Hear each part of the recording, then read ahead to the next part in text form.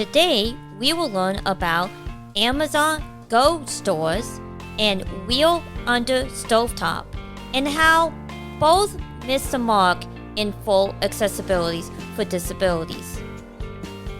Welcome to AI Home Podcast, the first podcast for real estate resources and independent living strategies for the disability community. Why? Because accessibility is home. Hi, I'm Angela Fox, blogger, author, and your host. Please stay tuned to the very end to learn about my free handouts and, more importantly, how answering the call to action I will give you at the end can, lower the kitchen sinks but raise the bars for disability home ownership. Now, let's begin. So, a couple weeks ago, I ran across several articles about Amazon Go stores. And these articles have been out for a while, like last year, but for whatever reason, they started to pop up. I looked into it because what I have always talked about in many of my episodes is that the heart may be where the home is, but the house is where the community lives. So it's really important when you're looking into disability home ownership, whatever that may look like, that you look at the community. So when I went into this concept of Amazon stores, I thought, what is that? Particularly the title by Venkat at assistedtechnologyblog.com. It was September 2021. The title was Amazon's Just Walk Out Will Make Shopping Easy for People with Disabilities. So obviously when I saw that, I was like, let me look at that. It was a really good article. However, I do disagree with some of the things that were stated. It was explained what Amazon Go stores are. And it's basically these micro stores, which is just a fancy way of saying very, very small stores. What you do is you have an app. It's hooked up to your Amazon account. It's a barcode. And there are places where you swipe it before you go in. And then when you get into the store, there is no checkouts. There's no self-checkouts. There's no checkouts with a human being. What Amazon does is relies on smart technology. They call it something else because it is Amazon, but at the end of the day, it is smart technology. And every item in that store is basically, I imagine, probably hooked up to a sensor. So when you pick up that item, and if you don't put it back, you will be charged for that. They said, but don't worry, if you change your mind, you put the item back, it will take it off your account, and you don't get billed until you walk out of the store within a few minutes. So if you have put that item back, it should not be there. On its face, it sounds cool. The article talks about the reason why it is accessible for people with disabilities, which I don't fundamentally disagree. But for those people who have dexterity problems, it could be difficult to get out a credit card and go through that whole process of checking out. In fact, self-checkout stores, while they legally have been made to be accessible, in reality they're really not. As a wheelchair user myself, I can't usually reach everything. The actual visualness is challenging for people who are blind, so self-checkout, which is a quicker form than a regular checkout, has always been a problem. And so if you eliminate all that, it's supposed to be quicker. So I don't disagree necessarily with that. And they do say that if you are visually impaired and you have issues using barcodes, that in fact what you can do is you can put your palm on and self-check, basically register that way as you enter into these stores. I don't know about you, but that sounds a little bit counterintuitive, because what it does in this article, it doesn't necessarily, one, address all accessible needs for people who are in wheelchairs, and two, does it really address what happens if you have multiple type of disability. So when I saw the palm idea, let's ignore the privacy issues with having your palm registered with Amazon, which might give some of us a pause. But what happens if you are blind and you have issues, dexterity problems yourself? So not only can you use the barcode, but putting your palm will be problematic. So the article doesn't address the negativeness of having multiple disabilities. Furthermore, for me, as a wheelchair user, the whole checkout really was not an obstacle. Why? Because I went to the regular checkout store where there was a human being and they helped, and they're the ones that backed it up, and I could handle my cash or my credit card. For me, doing checkouts was not the hardest part of shopping for groceries. What was harder was actually shopping for groceries, meaning being able to actually reach everything. It is so challenging that when I originally started this podcast, I actually wanted to have a segment called On the Top Shelf. And it was inspired by grocery shopping.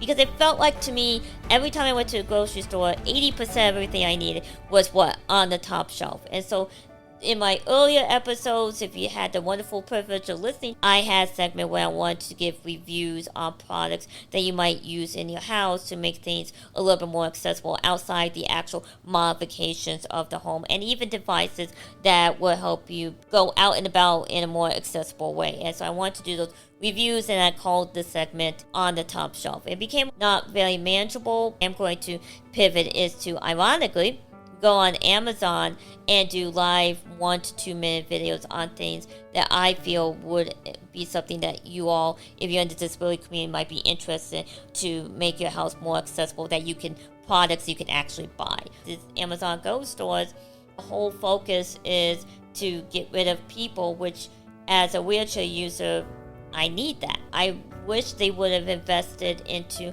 more accessible carts, because as I go shopping, I can't use the wheelchairs that they do have because I have bought my own. I'm not going to leave my own wheelchair in the corner. I don't want anybody stealing it, messing with it, just to transfer it into one of those scooters that have a basket that's attached in front of it. So I'm not going to do that.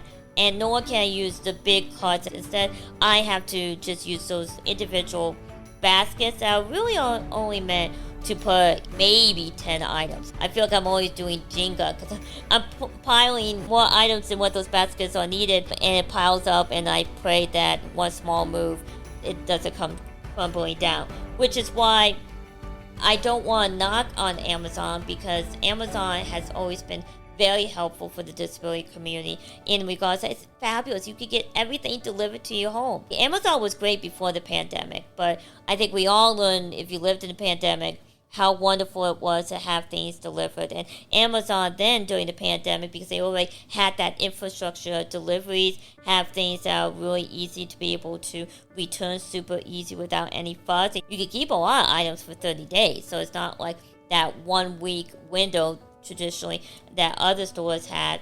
And so they had the wonderful infrastructure set up. The disability community already, I think, really acknowledged that and used them, and the pandemic happened and they expanded into groceries like Whole Foods and things of that nature. But I think we need to be mindful that while some things may be accessible for certain types of disabilities, it won't be for other types of disabilities. I did go on Amazon, and their website that says, yes, there will be human beings, we're just redirecting them into other, like, stocking things on the shelf that I can't reach. The irony behind that. And I hope that's so. I have not been to an Amazon Go store quite yet, but my experience has always been when you take away something that maybe it won't work out. And I hope it does. I hope those individuals are knowledgeable on assisting people with disabilities, whether it is the barcode to get into the place or reaching items. But it sounds to me the purpose of Amazon Go is to provide individuals a quicker and easier way to literally grab and go, right? And also to not invest a whole lot in it, which being a grocery checkout, that is an investment in employment. So I'm a little skeptical that there will be sufficient people staffed at these Amazon Go to help those individuals with disabilities where what is set up is not accessible. So we will wait and see. Now, I did tell you that we were going to talk about wheel under stovetops and how they might be related to Amazon Go.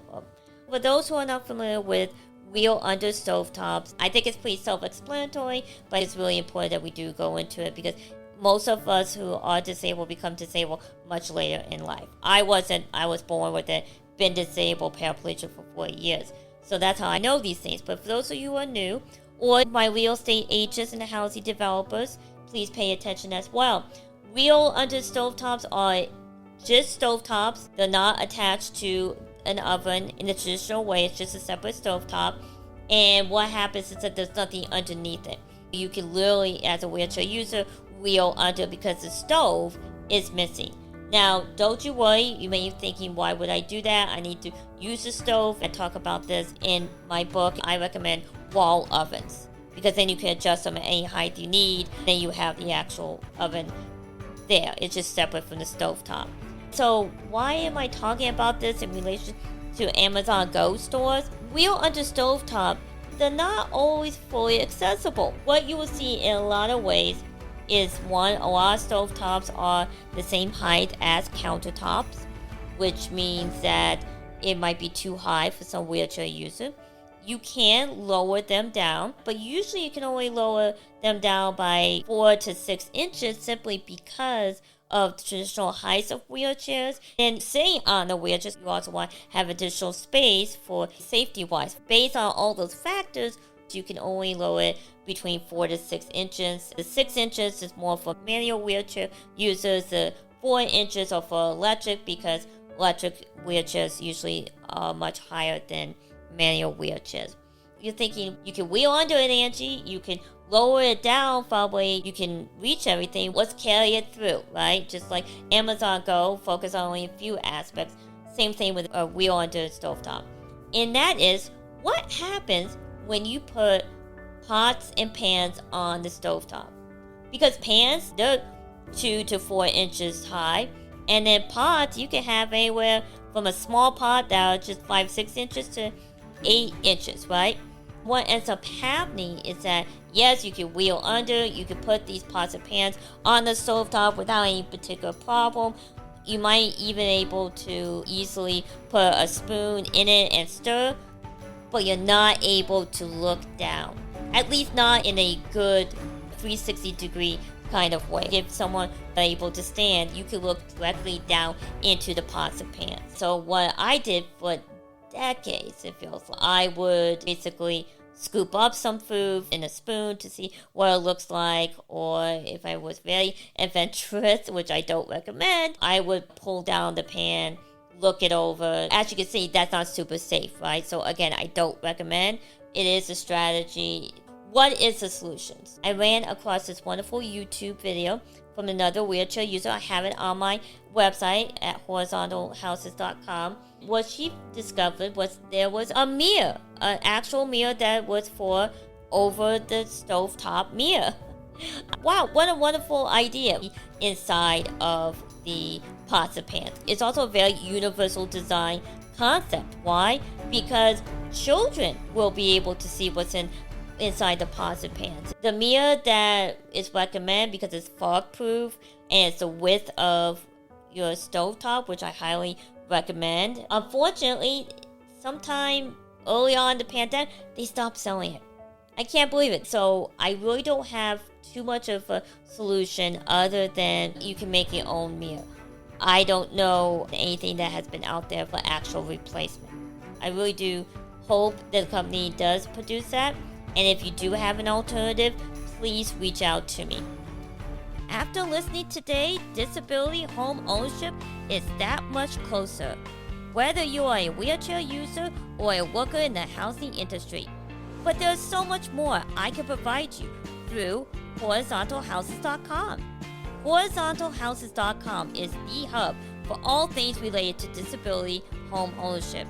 You will find my blog, this podcast, my book, and how my consulting services can help real estate agents or housing developers market and tap into the largest minority group, the disability community, all of which come from real-world experience as a working-class, lifetime paraplegic who bought her first home during the Great Recession and successfully modified it.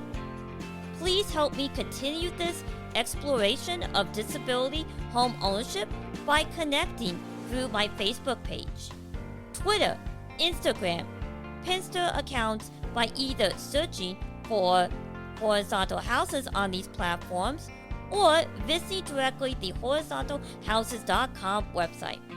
Most importantly though, please subscribe to the email distribution list located on the website so you don't miss out on any updates I may have. Remember, sharing our collective experiences will allow us each to lower the kitchen sink but raise the bar for disability home ownership. Thank you!